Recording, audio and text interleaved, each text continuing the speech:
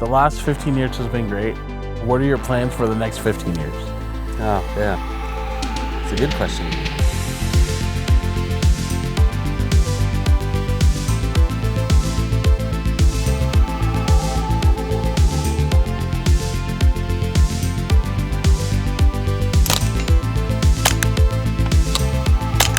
It's 2007. You're doing what? Music. I have a recording studio, full bore, producing music, playing bass with bands. That's it. And I guess I got excited because of the sound side of suppressors, right? First, we'll shoot 5 shots to get our unsuppressed average. Yeah. Like, how can you make something that goes boom? Quiet.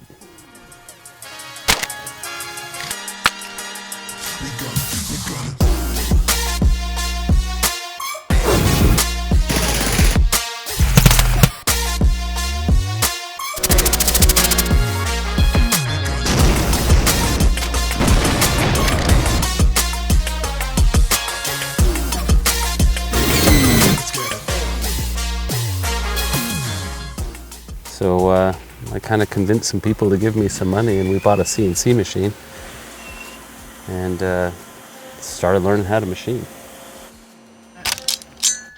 Oh, I'm hitting it. You just can't tell because it's so far away. No one watched me fumble with this. 15 years later, you're CEO, owner of a company with 220 something employees, 80,000 square feet filled with machines. What happened first? What was like the first gateway to there might be something here? We convinced people to give us money because who wouldn't want to be part of being able to own machine? All right, you ready? Here we go. 10 grand at a time, we built SilencerCo, and about 70 grand in, we had a real company. And we started making the Sparrow, first version of this thing. I think we have one on hand somewhere. The aluminum one? Yeah. Where'd you find this? In the archives? Yeah, so this is the first product. It was Josh and I in a little garage.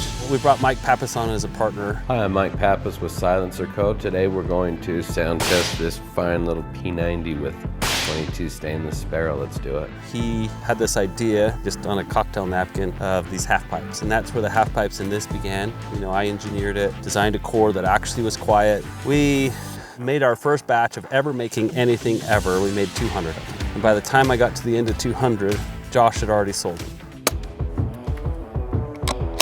Well, tell us about the one on the end of your gun here. So we're 15 years in, and SilencerCo's getting into the titanium game, and we wanted to make the most perfect replica of the original version. So we went with all titanium, with a custom anodized coating that's exclusive to us, and to commemorate what we've done. Made it this far, and this was what got us there. Can't that start it all? And it started it all. Oh, that was right in front of it. But PRS kind of got you into what became, I think you could say, the best-selling silencer ever. The Omega. Yeah, the path there is a little different. Like about late 2014, a lot of things changed at SilencerCo. You know, Pappas moved on, Gary moved on, and then we caught wind that they were going to start a company.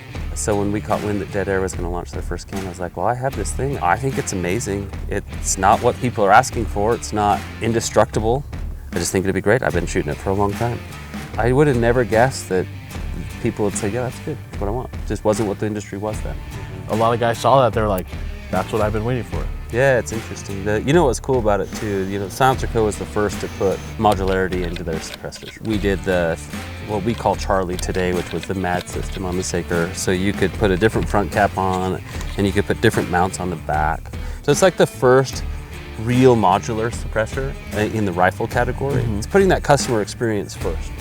I want people to feel like they're part of our family, and like if something's not right, we're gonna fix it fast. Now part of that is let's make quality stuff. We manufacture everything in-house. We do almost every step in-house to control that quality. So it's super important that you have a problem with our product, we fix it. Every single SilencerCo product has a very rigorous warranty analysis done to it. Can breaks and we had a crappy warranty, we'd sell more units. But every single SilencerCo product goes through a process to make sure that that experience is good for our team and we're looking at the package. Okay, like, yeah, can I make the quietest can? Of course I can. But what is it the customer wants? And it appears like a lot of our competitors miss the package often. The Sparrow is not the quietest can in the world, but it's the easiest to clean. It's the easiest to put back together. It's the easiest to understand. You can't really mess it up, you know, and even me personally, I love that. I want it to be simple. You have the Velos. It's the package again, right? It's super durable. It's the most durable silencer that we've ever made. It can go on a belt fed all day long, but it's half printed, half machined. The complicated part's printed. We kept those things that we know the consumer wants. That's up to the consumer to decide. Scythe is sort of the same thing. We wanted the lightest, quietest can we could make with the durability. Is it as durable as an Omega for full auto? Nope. Is it as durable as an Omega for standard use barrel lengths? Yep, absolutely. Titanium just doesn't like heat, but it's light. And we worked really hard on those subtle changes. And that's how you win. I think it's yeah, I could get the quietest can by some independent tester spec, you know, I could get the shortest one or whatever. It's just, I want as rounded as possible. The Scythe too, just to note, like even though it doesn't look like it has a separate serial sleeve, it does. So it also, we put great effort to get that really clean look.